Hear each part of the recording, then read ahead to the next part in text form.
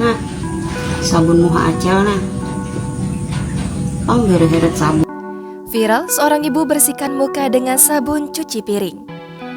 Viral sebuah video seorang ibu cuci muka menggunakan sabun cuci piring. Perawatan wajah bagi setiap wanita adalah hal yang wajib dilakukan. Pasalnya dengan perawatan, berbagai permasalahan kulit wajah seperti flek hitam atau jerawat dapat diatasi. Tak heran jika para wanita rela merogoh kocek yang banyak untuk biaya skincare.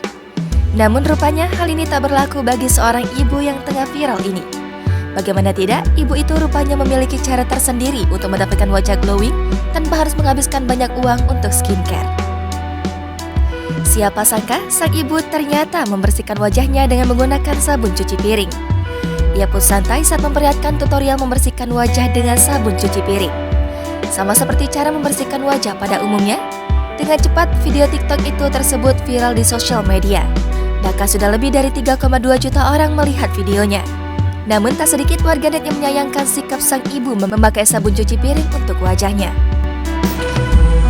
Nah, bikin glowing.